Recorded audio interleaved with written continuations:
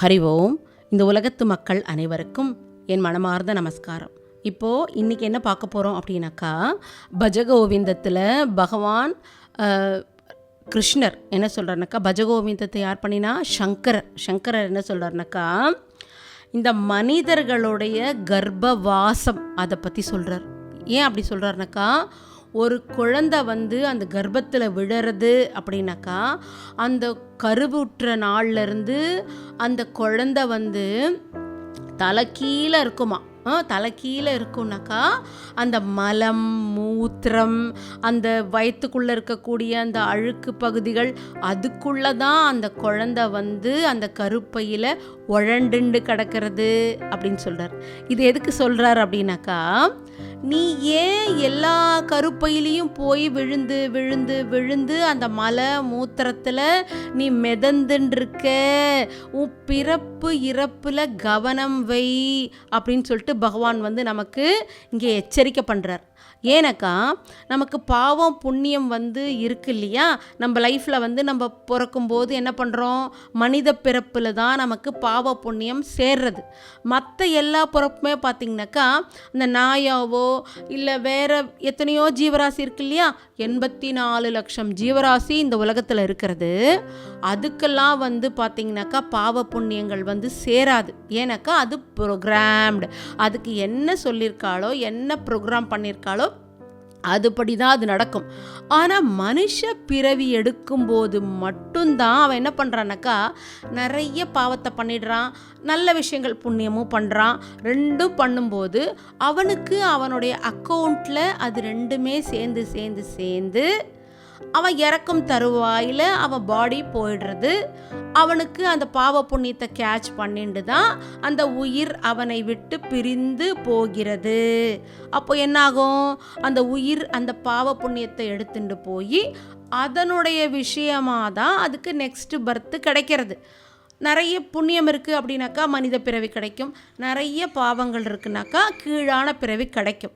அப்போ அந்த கீழான பிறவி கிடைக்கிறதுல அது அந்த ஜென்மத்தை ஒண்டி கழிக்குமே தவிர திரும்பவும் பாவ புண்ணியம் கீழான மற்ற பிறவிகள் சேர்க்காது. மனித பிறப்பில் எடுத்து அந்த பாவ புண்ணியத்தை கீழான பிறவி எடுத்து அது அனுபவித்து தீக்கிறது, அதை விட்டுருங்க. ஆனால் மனிதன் நிறைய பாவ புண்ணியங்கள் சேர்த்ததுனால தான் திரும்பவும் அவன் கருப்பைக்குள்ளே விழறான். இதுதான் இங்கே சப்ஜெக்ட். அப்போது நீ அதில் கவனம் வை. நீ அந்த பாவத்தை நீக்குவதன் மூலமாகத்தான் உனக்கு பாவங்கள் சேராது. முன்னாடி நடந்ததை விட்டுருங்க, ஏன்னா அது நம்மளால் திரும்ப சரி பண்ண முடியாது.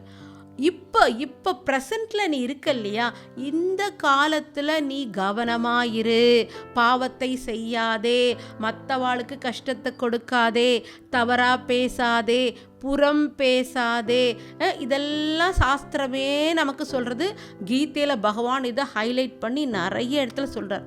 ஏன்னா நம்ம செய்யக்கூடிய ஒவ்வொரு செயல்லையுமே நமக்கு டெய்லி அக்கௌண்ட்டில் நம்ம செய்யக்கூடிய பாவ புண்ணியங்கள் சேர்ந்துட்டே இருக்கிறதாம். மனசில் நினைக்கிறது கூட நம்ம தவறாக நினைக்கும் போது அதுவும் பாவமாக கன்வெர்ட் ஆகிறது. நம்ம நினச்சிப்போம், நான் மனசில் நினைக்கிறது யாருக்குமே தெரியாது, எப்படி அது பாவமாக மாறும்னு நீங்கள் கேட்கலாம். ஆனால் மனசில் நினைக்கிறது யாருக்கு தெரியும்? பகவானுக்கு தெரியும். ஏன்னா பகவான் நம்ம மனசுக்குள்ளே தான் உக்காந்துன்னு இருக்காரு, நம்மளை ஆக்டிவேட் பண்ணின்னு இருக்கிறதே பகவான் தான். ஏன்னாக்கா இந்த பாடி இருக்கு இல்லையா, அந்த பாடி டோட்டலாகவே பார்த்தாக்கா அது ஜடம். ஜஸ்ட் லைக் டேபிள் மாதிரி தான் இந்த பாடி அப்படின்னு சாஸ்திரமே சொல்கிறது. அப்போது பகவான் உனக்குள்ளே இருக்கிறதுனால தான் உனக்கு இந்த உடம்பு அசைவு ஏற்படுறது, இந்த உலகம் இயங்கிறது. அதனால் நீ நான் தான் பெரிய ஆள், நான் சொல்கிறது தான் எல்லாமே சரியாக இருக்குது அப்படி நீ சொல்லாதே. அதனால் நீ எப்பயுமே பாவம் செய்வதை நிறுத்திவிடுன்னு சொல்கிறார். ஆனால் டக்குன்னு நிறுத்த முடியுமா அப்படின்னு கேட்டாக்கா, நம்ம தெரிஞ்சு எந்த பாவமே நம்ம செய்ய மாட்டோம்.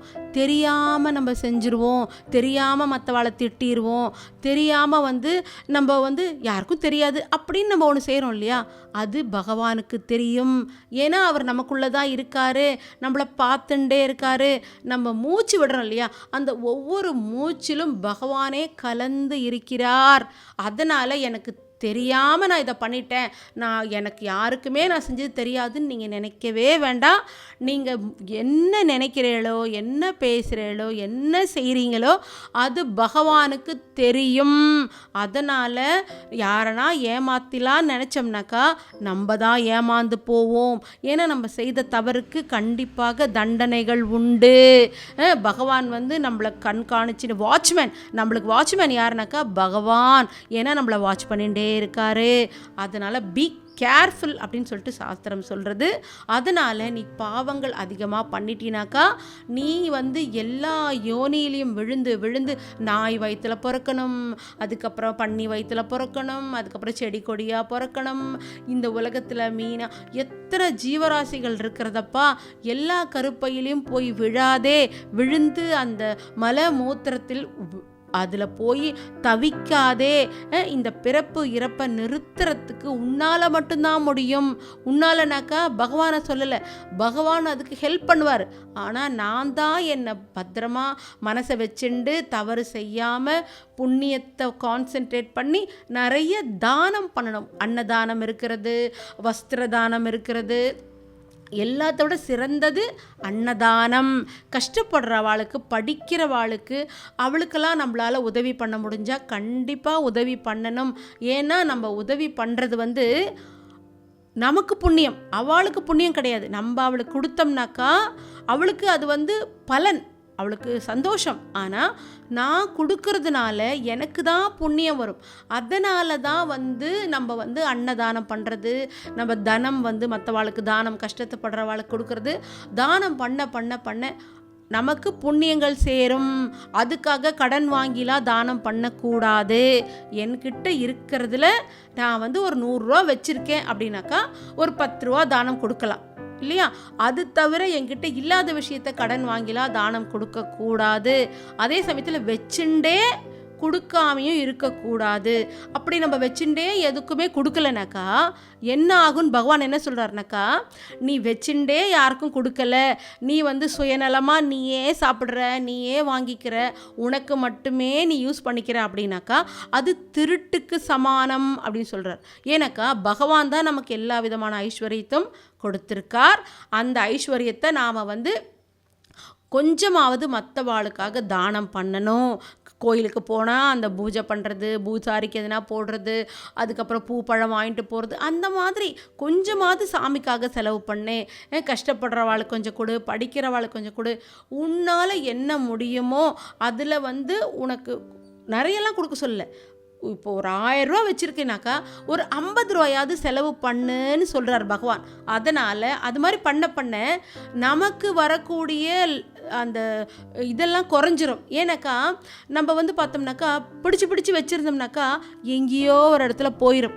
பார்த்தீங்கன்னாக்கா நான் யாருக்குமே கொடுக்கல, என்னோடய அக்கௌண்ட்லேயே வச்சுருக்கேன் அப்படின்னாக்கா இந்த பக்கம் ஒரு ஆஸ்பத்திரி இருக்குது, அந்த பக்கம் ஒரு ஆஸ்பத்திரி இருக்குது, கிழக்க மேற்க நிறைய ஹாஸ்பிட்டல்ஸ் இருக்குது இல்லையா. டாக்டர்ஸ் கிட்ட கொடுக்க வேண்டியதாகிடும். இது பயமுறுத்துறதுக்காக மிரட்டுறதுக்காகலாம் சொல்லலை.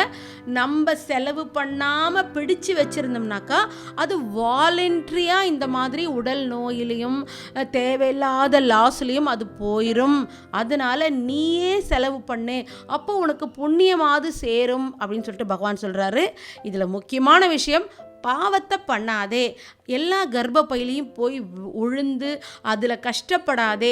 பிறப்பு இறப்பு அது துன்பம், அது நிறுத்துறதுக்கு நீ முதல்ல முயற்சி பண்ணு அப்படின்னு சொல்லிட்டு பகவான் சொல்கிறாரு. சங்கர பகவானும் பஜகோவிந்தத்தில் இதை தான் ஹைலைட் பண்ணி சொல்கிறாரு. இந்த விஷயத்தை நாம் இன்னைக்கு மெசேஜாக எடுத்துக்கலாம். ஹரி ஓம், குருவே சரணம்.